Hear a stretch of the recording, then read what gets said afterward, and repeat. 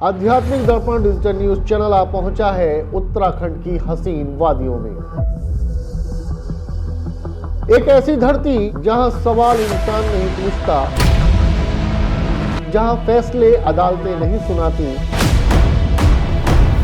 मंदिर नहीं बल्कि न्यायालय कहते हैं, जहां झूठ ज्यादा देर टिक नहीं पाता, सच को बोलने की जरूरत नहीं पड़ती, इंसाफ खुद भगवान करते हैं।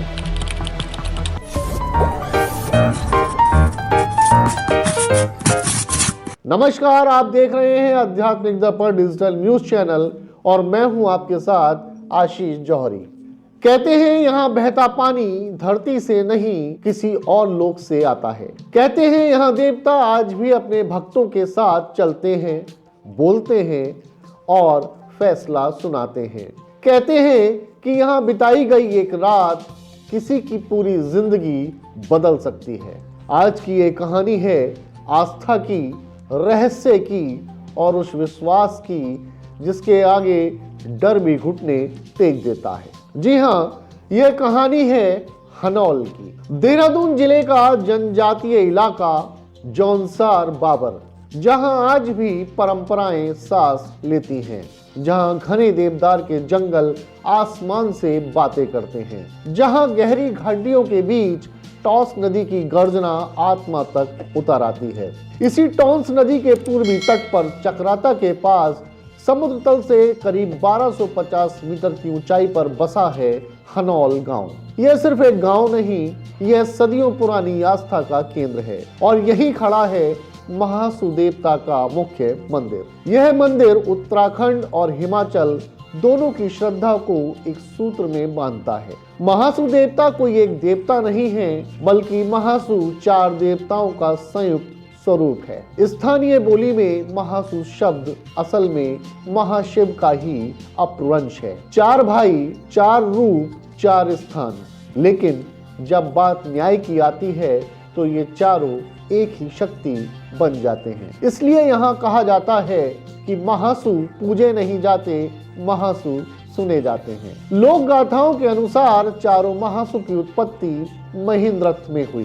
कहते हैं कुल्लू कश्मीर से एक ब्राह्मण हुड़ापाट चारों महासू को यहाँ लेकर आए, क्योंकि उस समय इस क्षेत्र में किरमिर दानव का आतंक था, जो हर सप्ताह मानव बलि लेता था। चारों महासू ने किरमिर दानव का संहार किया और तभी से यह भूमि न्याय की भूमि बन गई।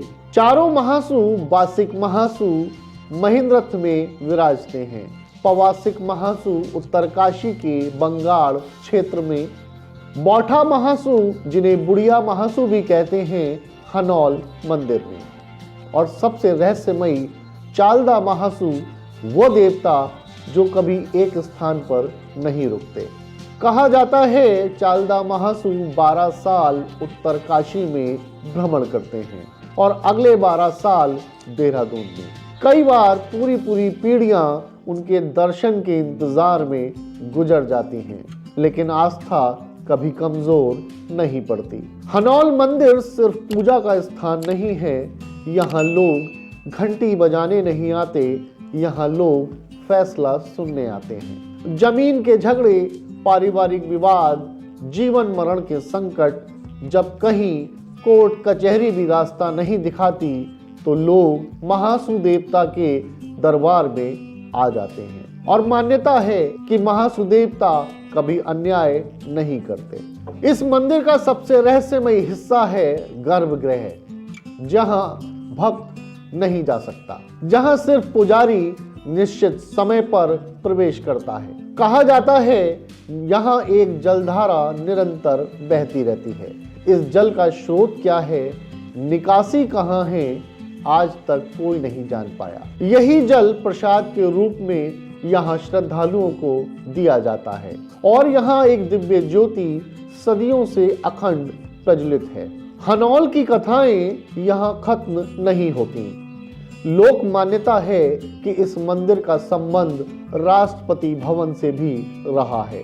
कहा जाता है दिल्ली से हर साल यहाँ धूप भेजी जाती थी। वही धूप जिसे लोग नमक समझ बैठे और यही से नमक वाली प्रथा प्रचलित हो गई। महाभारत काल की छाया भी यहाँ महसूस की जा सकती है। कहा जाता है लाक्षागृह से निकलने के बाद पांडव यहीं रुके थे। मंदिर परिसर में रखे शीशे के भारी गोले भीम की ताकत के प्रतीक माने जाते हैं और ये गोले इतने भारी कि आज भी बड़े बड़े पहलवान उन्हें हिला भी नहीं पाते। हनौल का महासु मंदिर सिर्फ पत्थरों से बना एक ढांचा नहीं है, यह विश्वास से बना है, यह आस्था से जुड़ा है और न्याय से जीवित है। यहाँ डर नहीं मिलता, यहाँ इंसाफ मिलता है। तो अब आप बताइए, आप कब आ रहे हैं उत्तराखंड की इस पवित्र भूमि पर, चक्राता के हनौल में और महासु देवता के दरबार में, क्योंकि आस्था यही बसती है। देखते रहिए आध्यात्मिक दर्पण डिजिटल न्यूज चैनल। इस वीडियो को साझा कीजिए और अगर आप यहां पर आ चुके हैं तो अपने अनुभव कमेंट में जरूर साझा कीजिए। जय चार महासु की, बोलो चार महासु की जय। तो ये थी यात्रा उत्तराखंड के इस खास मंदिर की। अगले पड़ाव में हम पुनः एक बार फिर हाजिर होंगे एक नई यात्रा, एक नए अध्यात्म के साथ। तब तक मुझे आज्ञा दीजिए। नमस्कार।